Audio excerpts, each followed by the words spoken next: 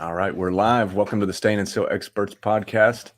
I wanted to jump right in and do another storyteller session here today and talk to Justen Meneses from Omaha, Nebraska. You guys know him. He's the guy who does bangs and does decks all day long. So you've probably seen him on social media. Welcome to the show, Justen. Thanks for coming on, man. How's it going? I'm glad to be here. It is going great. We've been talking about this for a while, and we're finally here to do it.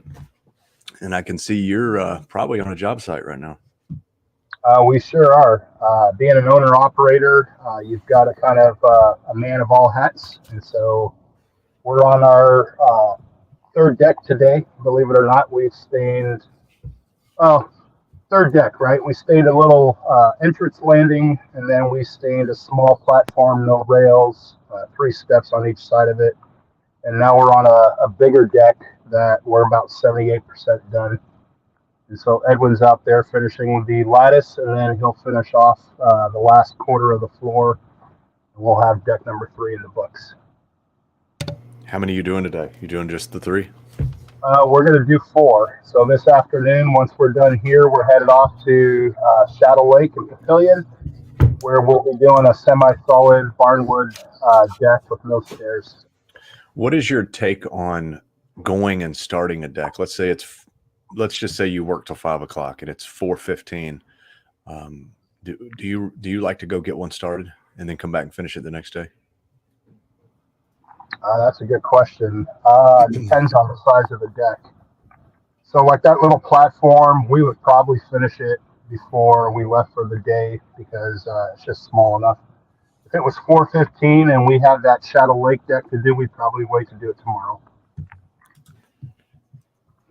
You know, I did some number crunching on that, and it looks like the crews that we run that will actually go get another job started, and this may be fencing or whatever, those guys tend to get more done. It compounds. A quarter of a job 50 times a year compounds into 12 and a half finished jobs, more than the other guy working the same hours. So anyways, it's a thought, it's a thought. But yeah. Our drive time's different though. I think most of your stuff's within a small radius, isn't it? Yeah, like the 3 jobs that we're doing this morning are a block radius. So awesome. Yeah, we did an estimate at the first house that we did on 45th Street. And when we go to a job and we pick up that job, we tend to pass out door hangers. We passed out maybe 15 door hangers and picked up 3 additional jobs out of those 15 door hangers. 3 jobs out of 15 door hangers, is that right? Yep. That's pretty cheap. That's pretty cheap. If 5 door hangers equal a job, that's awesome. Yeah. Well, I'll tell you a funny story. So I don't know how well you can see this door hanger. Obviously, the blue Vistaprint made a big mistake on their coloration. And so we actually got 1,000 door hangers for free from Vistaprint because they actually stand behind their product. They issued us another 1,000 door hangers to correct their issue. But we have 2,000 door hangers for the price of 1,000. So that was really a cheap return on investment on those 15. When you put out your door hanger, is it going on the door or on the mailbox? So we do the door. As a former postal employee at one time, it is actually a federal felony to put things on the mailbox or inside of a mailbox. Yeah, from what I've been told, the conversion rate's 10% on the door and 1% on the mailbox. So I think it's better to walk up anyways. Yeah, and plus the fact that if you get a Karen mail carrier, I think it starts off at a $5,000 fine. If they catch you a second time placing mail or flyers or door hangers on that post box, you could be looking at 6 months probation and a federal felony. Not good. Not worth it. No. Go to the door, put it on the door. There's a good chance everybody's got a ring. One of the customers we got started talking to me as I was placing the door hanger on there, let him know what I was doing. And he basically got my number, called me a day later, and gave me a couple of pictures, and it was a sale. So it's not a bad idea. Yeah, yeah, get in front of those ring cameras. So Justin, obviously your jobs are being done right now, and you're not doing it. How does the average guy go from being the one on the end of the brush to obviously you still staying alive, you still do a lot of the work yourself, but how do you go to having building your business in such a way that you have that support around you to where you can leave and you can go get lunch, and when you come back things are done? How does that happen? How did because you were intentional with it, so how would the new guy plan for that? Uh, so I think it was a week ago you had Buddy Smith on here. I completely agree with you guys. What you guys were both talking about. Train someone from the ground up. So I have Edwin who works for me full time. He's been working with me. This is his third season. He's a painter by trade, so he is very comfortable with the brush, very comfortable going on to a job. But when I hired him, it was on a basis that I explained to him right off the bat. Hey, I'm going to treat you like you don't know how to paint, you don't know how to do anything, and I'm going to show you my way of doing things. And if you pick up quickly, then we'll just keep moving forward. But so he was kind of my helper. He learned how to sand, how to carry a sponge in the back of his pocket, carry a wet rag in his pocket, and be kind of that helper, that apprentice. And then over time with him, it didn't take very long because he has a painting background. So a lot of the stuff we went over was redundant for him, but he still learned from the step, from ground level up, to where now, if we really needed to, I could go send him to 2 jobs on his own, and I can go do 2 jobs on my own, and we can knock out 4 jobs, or we could just knock out 4 jobs together and have that companionship, and and him feel like I'm right there with him, working just as hard as he is. Do you find yourself doing that a lot? There's Separating. been times, yeah, there's been times. So if we're doing a fence, for an example, and the wind is cooperating, I'll go do a fence by myself, and I'll have him go work on the deck. And so I'll do the fences while he's doing the decks, because I think it's just a waste of his time to have him just come behind me with a brush as I'm spraying, or setting up a bucket or something like that. He's too valuable to just be doing that kind of work where he could just go and stain a deck himself. I like that. I agree with a whole lot of that. We see one man crew. That this is one industry where one man crew can do a lot. Yeah. Yeah. So are your kids still working with you? So right now, I have soon to be 17-year-old daughter who will probably be working with me doing door hangers and mostly marketing. She's she's a tomboy by nature, but she doesn't like the whole staining aspect of things, and I've never been one to force my kids to do something that they don't want to do. I'm not going to waste my time getting frustrated with them having them around and them not wanting to be there. Yep. So she can do some marketing, and then she also works at an adult care center as a food person. So she hands out food like cafeteria woman. I like it. Sounds like your kids like to do some service work and take care of people. Yeah, That's awesome. And your son's in the army now, right? yeah. I've got 2 boys in the army. One's in Fort Carson. He's a combat medic, and then I've got a son Noah who just finished infantry school and is at entry level ranger school right now down in Fort Benning or Fort Moore. They just changed the name of the base. Yeah, I heard that was coming. And are you yourself still in the military? Yep, yep. Still kicking and screaming in the Army National Guard here in Nebraska. Still doing my weekend a month, 2 weeks a year. Nice. I love it. So, what do you think?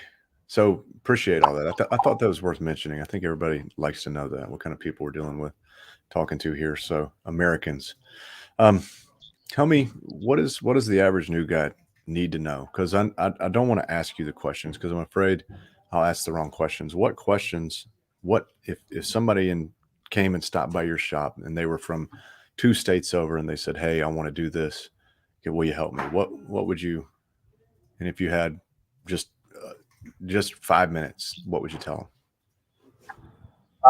So I've had that question asked to me about 4 times this week. It's Tuesday, right? So I guess since Saturday, 4 separate individuals have asked me, "Hey, how would I get into deck staining? I've been doing fence staining, but not touched much on decks. What do I need?" So just to start off, I'm very old school. Um, the decks we've done today were all done with a brush,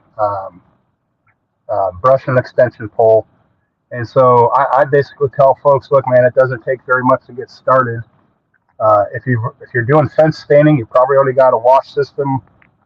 You probably already got a chemical dispenser, whether it's a pump up, 12-volt system, or a direct injection. Decks aren't much different than the fence staining business. But if you're coming in fresh off the street, I would say get yourself a good 2-gallon pump sprayer. Get yourself I'm a DeWalt power washer guy. I've had a DeWalt 3400 PSI for 7 years, and it's still running and kicking. But you can get a $700 power washer, a couple of pump sprayers. Get yourself a J-rod for the washing aspect, not the white tips or the green tips. And then for staining, a good 4-inch brush, an extension pole, some tarps, another pump sprayer for your degreaser / cleanup. I like using Caleb's cleanup. It works fantastic. Some Dawn dish soap, and did I say tarps? And I think you're ready to stain a deck. And a palm sander, an orbital. Those come in really handy, especially if you're still learning on the power washing. If you get some fuzzing and splintering, it's always best to have a good orbital to sand down anything that needs to be sanded. I'm going to. I was making notes here. What I'm going to do is I'm going to compile that into a short video for you. That way, when you get that question again, you can hand it out. But that's good information. It surprises me, if you want to start a lot of businesses, you got to have a big piece of equipment or something, or a big purchase. The staining business is relatively low barrier to entry. But there is a barrier. A lot of people have the barrier, I think.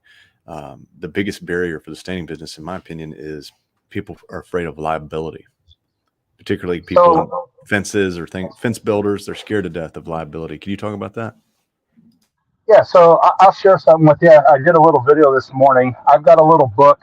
I think I told Ashley about this, that I finally sat down in front of my laptop and put words to paper, or, sausage fingers to the keyboard, a lot of typing errors. But I've got a little book that eventually I will print out and I will make available to anybody and everybody who wants it. How to start a staining business for under $2,000. And it goes step by step in there, how to, buying your pressure washer. And I actually have a link to Lowe's or Home Depot, little picture. You don't need a gigantic power washer. You don't need a Greco 390 to start off with. You can go to X5. But anyways, for $2,000 or less, you could basically buy all the equipment you need to wash a deck or a fence and stain a deck or a fence. And I include in there a sprayer. I also include in there advertising. A lot of folks think, you got to go spend $1,000 on Facebook paid ads. You don't need to do that. If you're starting off, you can go on Facebook Marketplace. I do about $100,000 to $150,000 worth of work with no money paid for advertising. All I do is go on Facebook. I go to the marketplace. I go to groups. I sign up for all kinds of buy, sells, Bennington community, Omaha community, basically your local area community pages. They're all free. You ask to join, and then you do a weekly advertising. You do a little post, hey, Joe Schmo's Power Washing and Fence and Deck Staining offers free estimates. Put a little picture, a couple of before and afters, your contact number. You throw it out there. You can cross-post to 3 or 4 different places, so it doesn't take a whole lot of time. And before you know it, you could pick up a couple of jobs here, a couple of jobs there, and it absolutely costs nothing. I love it. That's exactly how I got started. Yeah, and I some people will sit there and call BS on me. I'll be more than happy. We did a post while I was at drill on Saturday. Posted to 14 different groups, picked up 6 jobs that I sold, and And it took me about 10 minutes to do it. and a lot of times as a contractor, you don't have time to do that during the day. You Yeah, do that at yeah, night. But the good news is everyone else is on their phone at night too. They're looking at those groups. So it's really actually perfect timing. yeah, yeah, and it's free, right? What kind of return on investment is that? That you spent absolutely no money as far as yeah, you spent time, right? Everybody, time is value, time is money, as Matt Warner says. But if you spend an hour, most of us spend at least an hour on Facebook throughout the week, right? And I'm probably on the real short end of that amount of time. So if you took 1 hour out of your week and you created your own little advertisement, posted it on the various groups that you're part of and that you can join up to, and you pick up one job a week, that's a $1,500 job. Wouldn't it be worth it to you? That's all I have to ask. 99% of it is just getting off your butt and doing it. Yeah, yeah. Yep. So yeah, sorry, that's a little rant on that. But what was your question before that? I don't remember. I was just listening. Oh. I was just listening. So, well, we were talking about liability is what we were talking about. Oh, okay. And so a lot of fence guys, particularly, they're scared that they want to stain, but they're afraid to. A lot of people are afraid to because they're afraid of liability, either from overspray or from etc. So what do you think about that? Because that's something we face. If we're spraying, we're dealing with overspray. If we're working with stains, obviously carrying them across driveways, we can get drips. We can get stain on the side of a house or on a car. What are your thoughts about liabilities and then risk versus reward? Is there a liability? Absolutely, 100%. There's a liability. So I don't do a lot of fences myself, not because I don't want to do them. I love doing fences.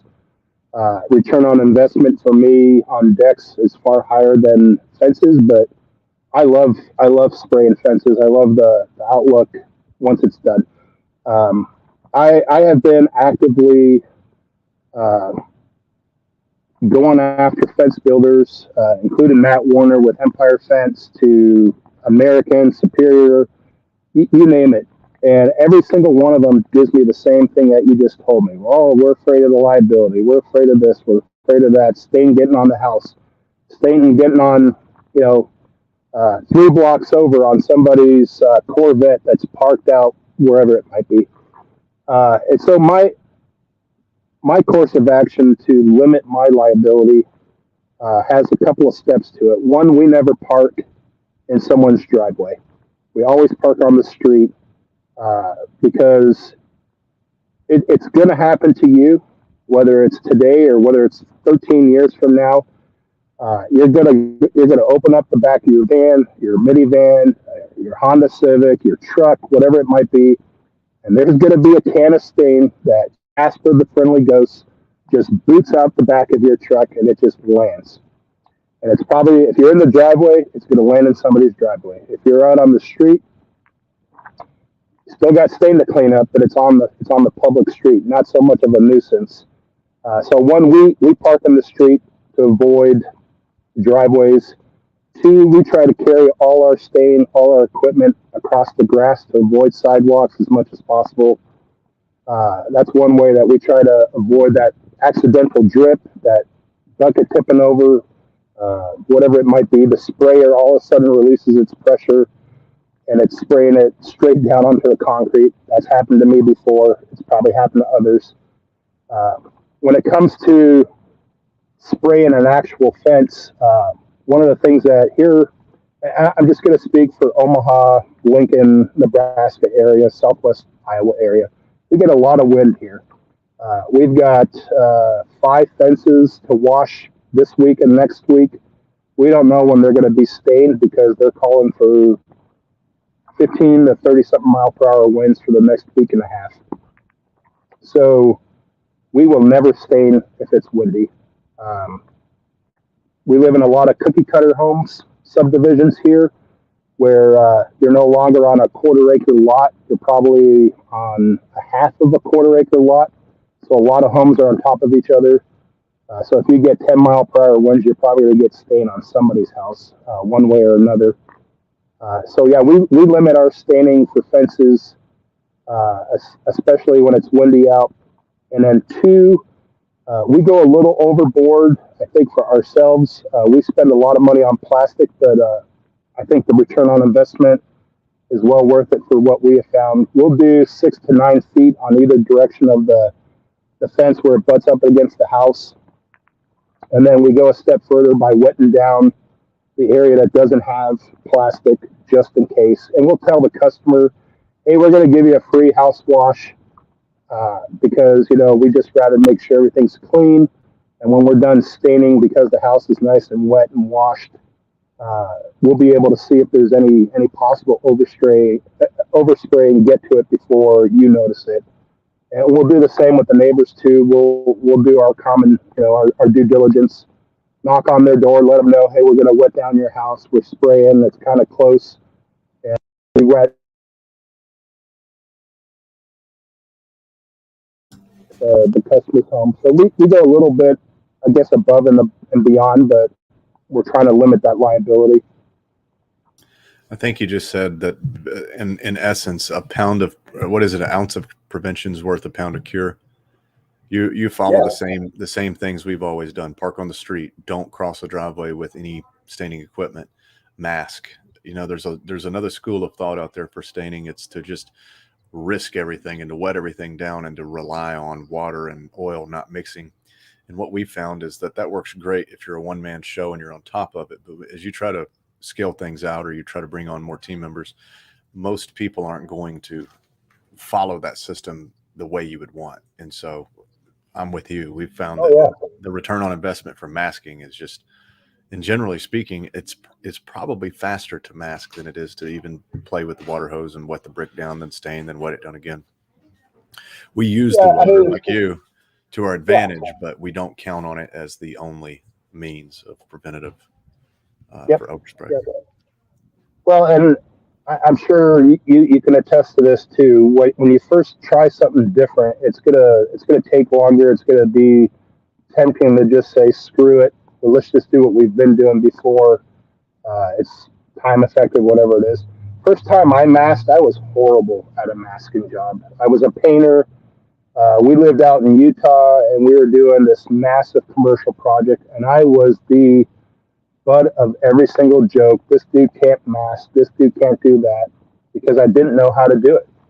Now you give me a masker, and you let me go to town, I'll mask a fence in a couple, 2 minutes.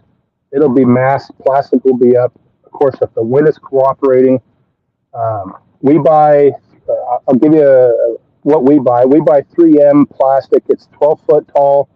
I'm sorry, it's 9 foot tall, and so we're going at least 9 feet up.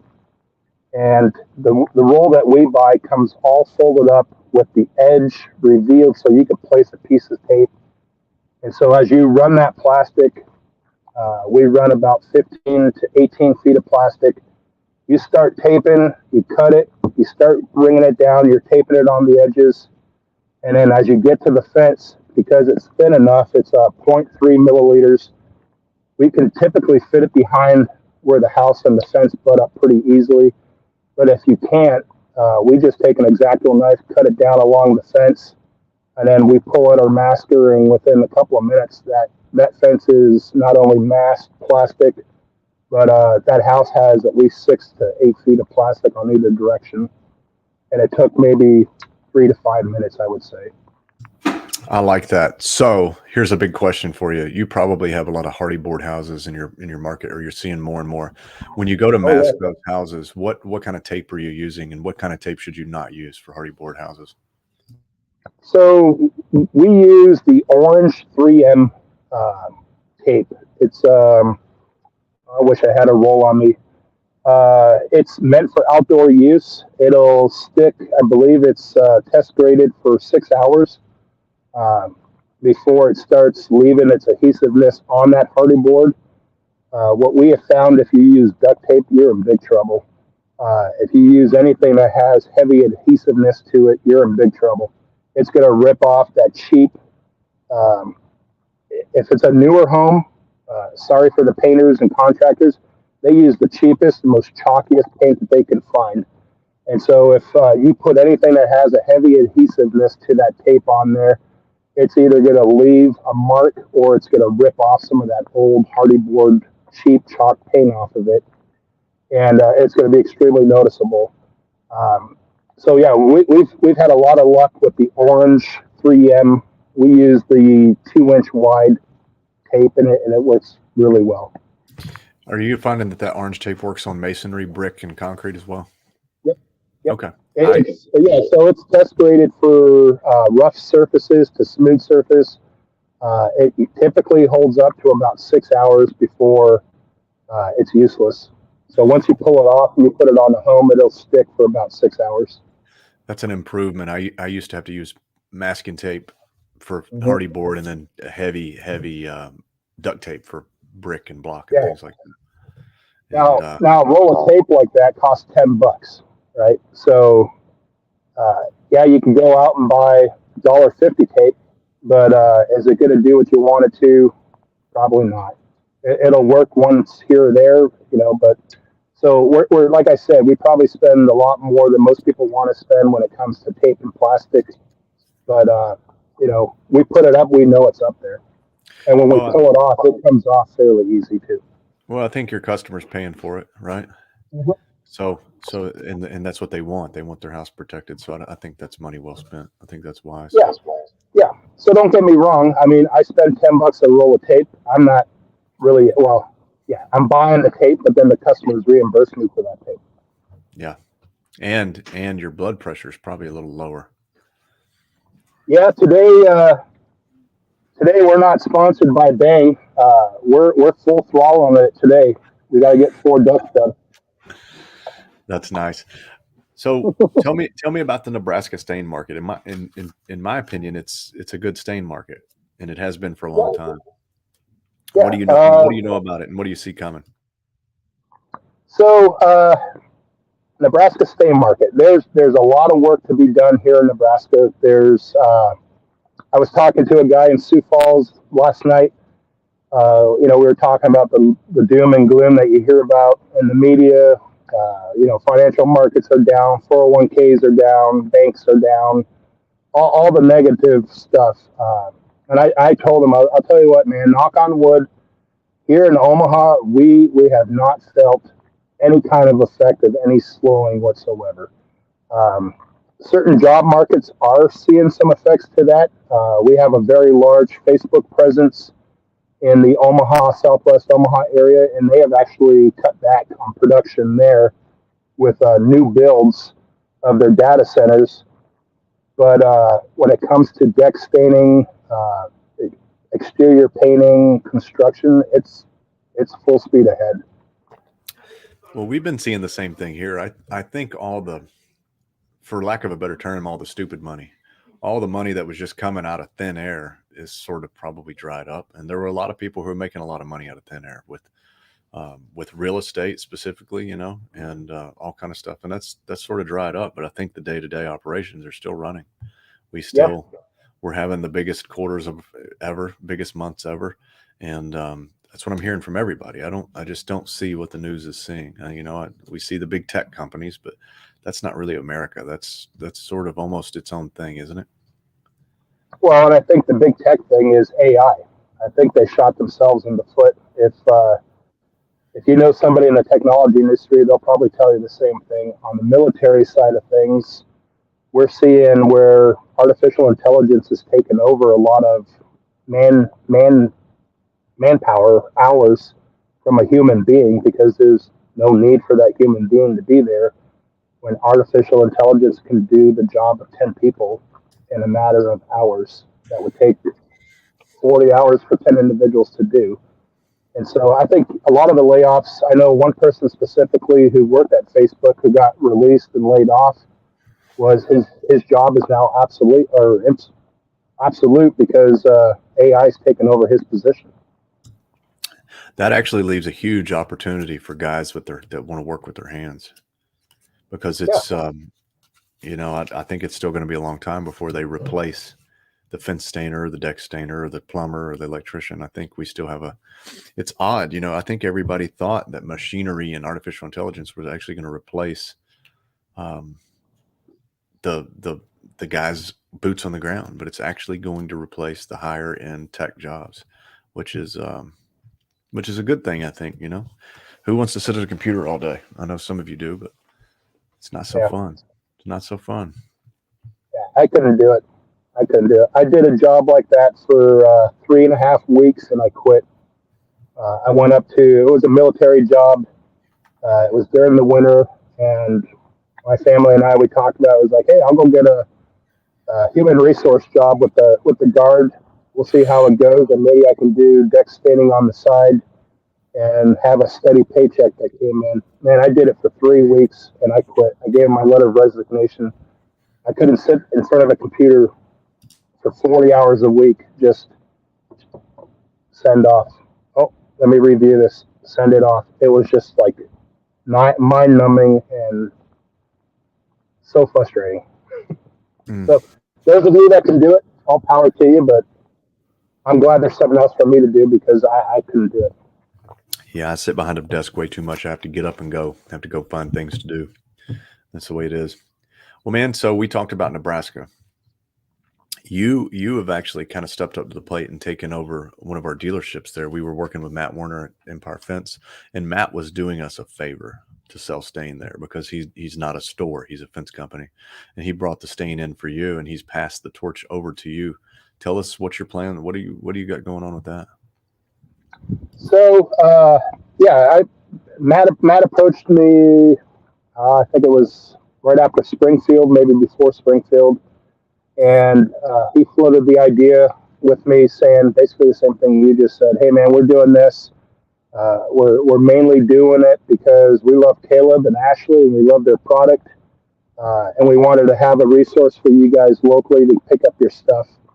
And but he was like, we don't see us doing any justice to this product because we don't really know much about it outside of what we know from Caleb and Ashley. And you being a deck stainer and a fence stainer, I think you would probably be better off being a distributor than we would. And so they provided an amazing opportunity for me to contemplate and pray over with my wife and I, and we decided to jump in on it. And so yeah, we're basically taking over his supply and making it available to the local stainers here in Omaha, Lincoln. Sioux Falls has reached out to us. There's a couple of guys up in Sioux Falls, Brad Dirks, Durant Foot, who've been like, hey, are you going to have stain? If I give you an order, can you get it for me? And so my intent is to, one, continue to carry the best stain that's out there and have it available not only for my customers, but for anybody in the Omaha, Lincoln, Nebraska, South Dakota, Iowa, Kansas, wherever. If you want to come pick it up, I'll meet you halfway. And then also just to help those who are staining so that they have the best products and supplies available so that they can do the best job and have the best results for their work and efforts to provide to their customers. I love that, man. I think that's all of our goal, is just to do that very thing. I like that. Well, we're going to support you on this 100%. And I think a lot of guys are excited to work with somebody who knows what's going on in the business. I think that's some of the big problem. That's why Home Depot was so successful early on, because they hired contractors to work, and then they started opening more stores than they could find people for. And now you see, when you go into Home Depot and you ask somebody about something, they have no clue. And so we don't ever want to become something like that. That's no man's land for us. Yeah, well, and I'm a firm believer in knowledge is power, right? So, like, if there's a couple of new guys who just joined Stain and Seal Experts Facebook group who have reached out and introduced themselves to me, and were saying, hey, we're in Omaha. We're looking to get stain. Would you be able to provide stain for us? And I'm like, yeah, absolutely. Let me know what you need. I'll make sure I have it. And then I take the opportunity to say, hey, let's meet up and actually talk and get to know each other. Uh, I'm an open book, so like if you're in, I don't know, Georgia, and you want to reach out and ask me questions about deck staining or fence staining or whatever it is, I believe in sharing as much wealth of knowledge that I have, that I've gained, and trying to help the newer, younger, up and coming people, or even the older guys. Right? You can always learn a new trick with us if you're a young dog or an old dog. And I think if we're sharing our wealth of knowledge like you guys do, the group does, we're only bettering the industry instead of the old mentality of why would you give your competitor your edge of how you're being successful. It's not really an edge. It's just having a little bit of knowledge, and why not share that knowledge with somebody else so that our market betters itself in our quality instead of just watching people die off because they just didn't have that extra hand or that extra bit of information. There's a lot of studies on this, and I think the number is industries who collaborate are 40% faster growing than industries that do not. You look at the HVAC and the electrical industries; those companies have blown up, and that's just the way it goes. So I think collaboration is it. Um, I love this, man. I want to get together a group of people, and I've talked about this for a long time. And I'm inviting you. I want to get a call together once a month, a private call where the people who are trying to push this industry forward, we get together and we talk. What are we doing? What are your wins and losses in business, and how can we share experience to push the needle for everybody? So I'm interested in that in a big way. Well, and I think, I don't think, I know so. Um, and again, I don't ever mean to like sound like I'm tooting my own horn or anything, but um, I love it when a young up and comer, I'm gonna probably massacre his name. There's a kid out in Georgia, for an example. He reaches out to me. He's like, "Hey man, I'm going out to do a couple estimates." I'll just give you an example. He gave me yesterday. I'm gonna go do a bunch of estimates. He calls me, leaves me a voicemail, and he says, customer A is all on board on doing it. As long as customer B is ready to do it because they have joint fences. And you could hear the excitement in his voice. And then at the end of the call, he goes, customer A only expected to pay 500, and then customer B said, if A doesn't do it, I'm not going to do it. I ended up not getting any jobs, right? And you hear the little bit of disappointment in his voice. And when I reached back out to him, I was like, look, dude, you got the experience of dealing with that situation, gain from it, also gain the fact that you didn't do the $500 job.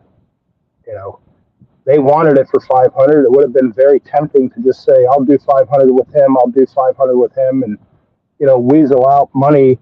But in the long run, you gained more out of that defeat than you would have if you would have just taken the job, even at 500, because now you've got the experience of how to bid three different neighbors that have adjoining fences, and you have the experience of being able to stand up for yourself and your integrity of your business and say, sorry, I can't do it for 500. This is my price. This is what I know it's worth. It's a battle won. You didn't lose the war.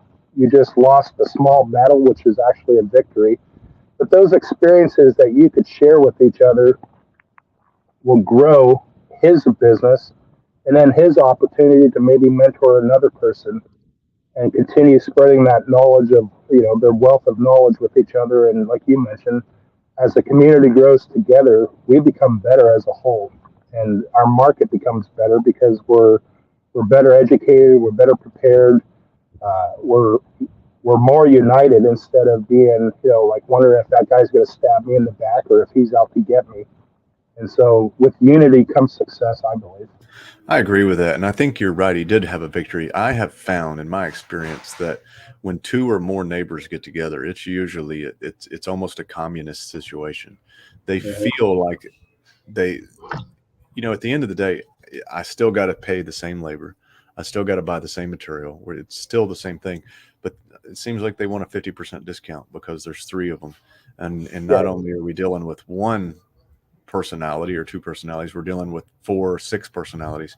And a lot of times those jobs, I'll just be frank, I think most contractors actually charge extra when they're dealing with 2 or more neighbors, just because it's a very difficult situation.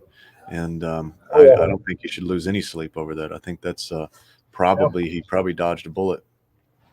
Yeah, yep. I made the mistake one time of, and again, I learned from my mistakes, and if I can help you avoid the same mistake I've made, I see it as a victory for both of us. I did a job for early on, probably my second year of business. Uh, had a weird setup where there was 4 neighbors with attaching fences, and we were able to sell all 4. And to me, it was like, yeah, I got 4 customers, and this and that. We washed brand new fences, so it took a light washing. And then customer A wanted cedar, customer B wanted rustic because I was using TWP at the time. Customer C wanted a completely different color. It was 4 different colors, and then customer A had had 4 neighbors that were all different colors, all darker colors. So you know what's going to happen when you spray that darker color. It's going to bleed through. And then customer A, who has the light cedar, is now got red, brown, walnut bleeding through onto his cedar fence. And guess who he's calling to blame for the mistake? It's you. So that job not only kicked me in the butt pocket-wise, but also kicked me in the butt because I had to go back out there and try to correct that. And it took me probably 5 days longer than it should have ever taken me to do that job because I was out there trying to sand off the old run through so that I could hit it with cedar and keep it from bleeding through again. But yeah, well, not worth the pain or the trouble or the discounts that they try to talk you into, and you think you're making big money by picking up 4 customers, cutting a little bit off of each one, and you end up losing more money than you could have ever made. This is true, and that's the whole reason why we're here doing this show is learn from mistakes. Stain will bleed through. You know, it does. So it's best to stain same color on both sides is best practice, easiest practice, I guess we should say. So, yeah. And homeowners, we've learned a lesson there. Multiple homeowners can be tough. There was another one too that I remember early on, just masking this. So this call has been fruitful. So tell me this thing. I know I see a lot of people listening. We've got people listening from all over the world right now. If you're in Omaha or if you're in Nebraska, anywhere in Nebraska or even South Dakota or Kansas, how do they find you if they want to buy stain or if they want to talk and pick your brain, if they want to get their deck stained and sealed, how do they get in touch with you guys over there? So a lot of folks just so a lot of folks. I did a crazy video yesterday, right? Put some stain in my drink. Did my imitation of the Stain Hulk. Ripped Rachel, Matt Warner. I had to rip your My Salesman shirt. Just happened to be the shirt I was wearing. Picked up 2 customers. They saw my video on Facebook on my storyline. One of them actually wants me to do a follow-up video. That's part of our close was you come out, you could do my pergola, you could do the fence and the deck, but you've got to do another video. And I want you to do it with a monster this time because I think monster will make you more of a Hulk than Bang will. Absolutely, guarantee you. I'll charge you an extra $100. I'll do an extra video and I'll rip another shirt for $100. So we sold one by somebody watching. I think somebody had seen it. One of my commanders in the guard had reposted it. They saw it. They called me up and wanted me to stay in their deck, fence, and pergola and do a video. So a lot of times people will see me on Facebook. They'll see me on Facebook Live. Mainly Facebook.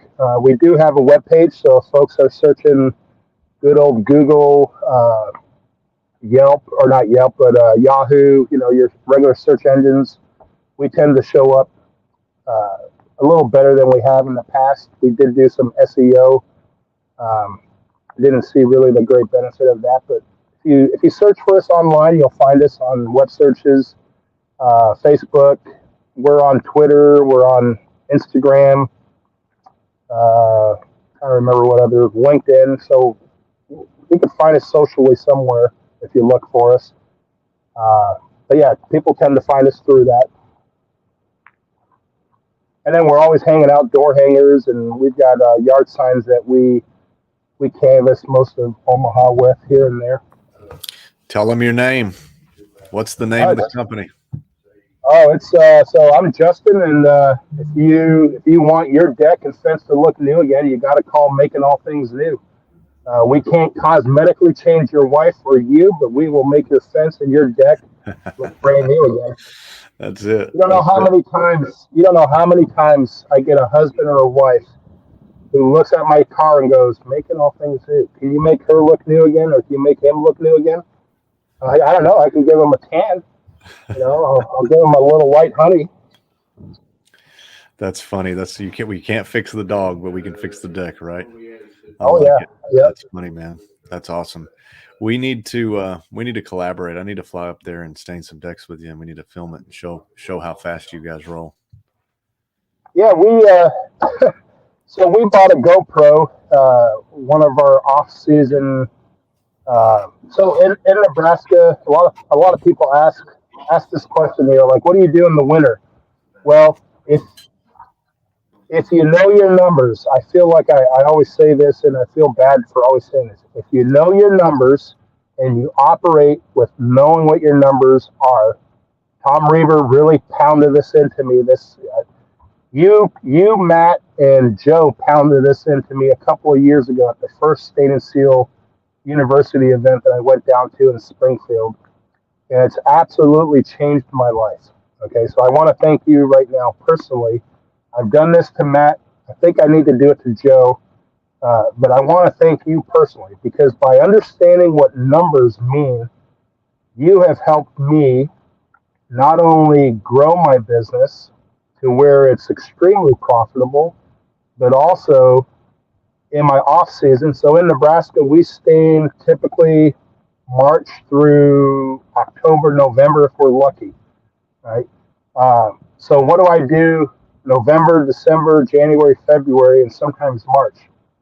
I set up a CRM, right? Because if you have a better networking system of keeping invoices, customer contact information, a way to get a hold of your customers in the future, not only is that marketing, that's a way to get a hold of your customers, to know who your customer is, and let them know, hey, you can set you up on a maintenance schedule. We can set you on bug repellent treatment. You can better understand, and there's automation. There's positives to automation.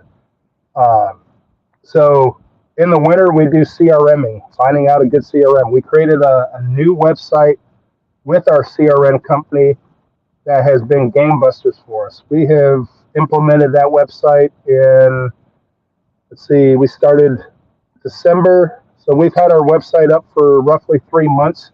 We've picked up 20 jobs that we have sold just from the website that we never had before.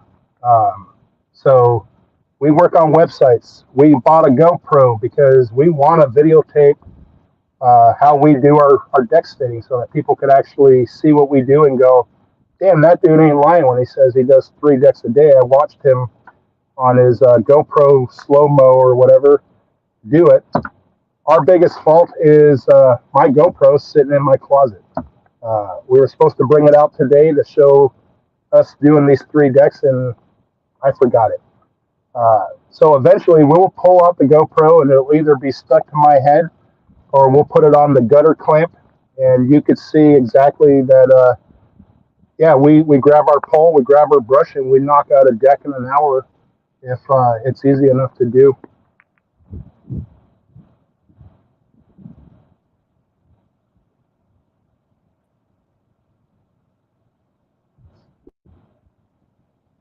All right, there we go. I'm trying to pull up your website here, and I've got the wrong one. I want to show everybody that website you're talking about. So you built that over the winter. Yeah, so 20 jobs you said, or 10 jobs. How many? No, we picked up 20 sold jobs from it. We've had, I want to say 25 inquiries. And of those 25, we were able to close 20 of them so far. Okay. So you've got looks like, here's the website. I'm going to scroll down. You've got a chat bot on here. Says, let's talk. Just call us or send us a file. We'd love to hear from you. So that's important. That's a call to action. You got to have that. Let's see here. Contact us form. I can call right from my phone. Let's see what that says. It looks like that one's not working, Justin. But that's good to know. Let's go back to the other one.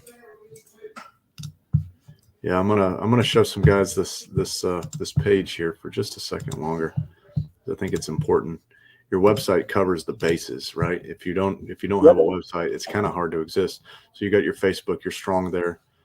You've got a little bit about you, show some actual job photos, and it's important to notice that these look like actual job photos. Some companies' websites look so premier that nobody believes it, and that's the way it goes. Yeah. So we signed up with a company called Thrive. Charles, who came up to Alexandria with me and also came up to Springfield, he actually found them and told me about them. I looked into them a little bit and ended up signing up with them.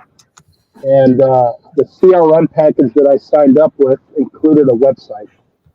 And the previous company that I was using created a website for me in June of the summer of last year. I was getting absolutely no traction on it. The pictures, none of the pictures were mine. And so when I talked to these guys, I specifically told them, I want this to be me. I don't want photo pictures from stocks. I don't want some pictures from the Bahamas that people are going to look at and go, that ain't Nebraska.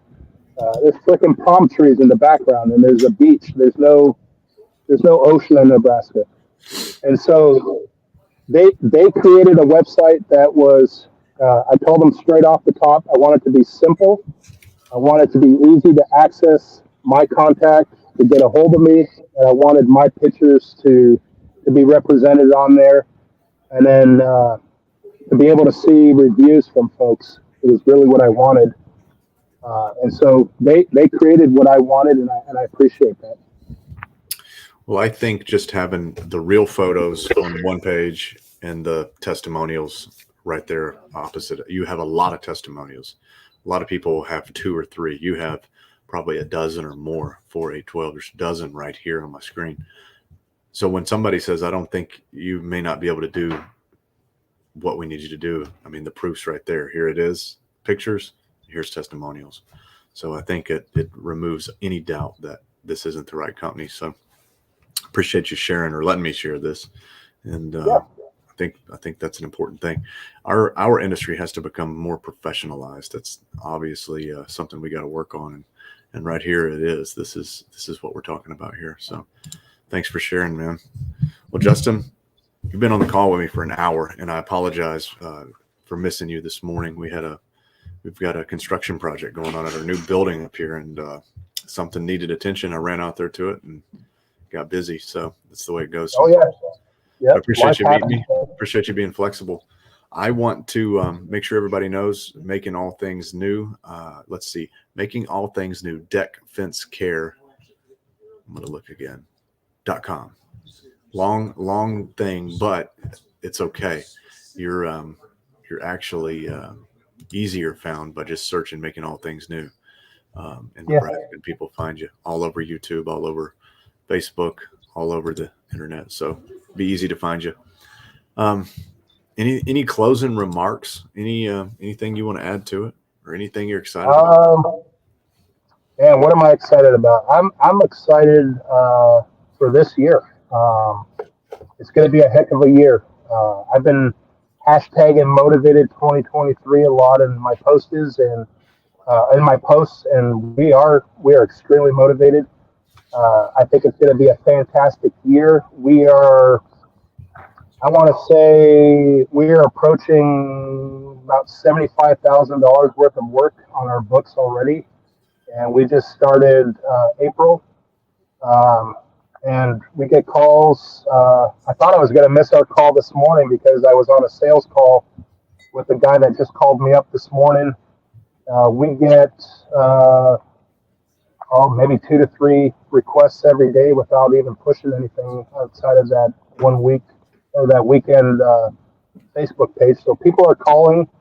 The year looks like it's going to be fantastic. We're looking to possibly increase our profit this year by at least 20,000. So we're shooting for 245 to 250,000 this year. I think we're going to be able to do it. I know we're going to do it because we're headed that way real quick. And I'm just excited about all the new people coming on board and being open-minded to ask questions, to pick people's brains. I would ask, I know Walt Dennis said this on the Facebook group, let's not forget where we all started, because we all started at square one at one time. And if there's a new person coming around and they ask you a question that might seem like stupid, there's no stupid questions. There's only stupid people that don't ask the questions. So don't be hard on everybody. If they ask you, what's the difference between sodium metasilicate and hydroxide, for an example, a lot of people don't know. They're new to this. I think when you and I met, you were the first one to tell me about wood cleaning because I was doing water, and you told me try wood cleaner and see, try it for yourself, and then let me know if it works or doesn't work, if it's not worth it. So at one time, I was that stupid guy who didn't know anything about wood cleaners and sodium hydroxide and bleach and all that. So it's okay to be fresh and new. It comes down to responsibility, right? Once you know about it, now you've got a responsibility. So I got nothing against anybody who's figuring this stuff out. I remember sitting on my couch years ago thinking, what is a wood brightener? Searching and searching and searching, and there was nothing on it. There was nothing on it. So not that way today. But Justin, it's been a pleasure, man. I'm going to let you get back to work. I'm going to send some information over to you. I want to have a phone call with you maybe tomorrow if you got time, and we'll catch up on some other things, and we'll be ready. And this will go out. This is live, and it'll go out again in podcast form probably in the morning or late this evening. So we'll get it all out. We appreciate you coming on. And we'll put some shorts together for you and send them where you can share them out for your frequently asked Justin questions. Absolutely. Sounds good. All right, man. Have a great day. Finish that fourth deck. Finish strong. All right. Cheers, everybody. Have a good one. Thanks for listening. Check us out and share this. If you know a stainer or a soon-to-be stainer, somebody who's thinking about it, share this podcast with them, and we'd love to talk. Have a good one. We'll see you. Thanks, Justin. Yeah, no problem. Thank you. Have a good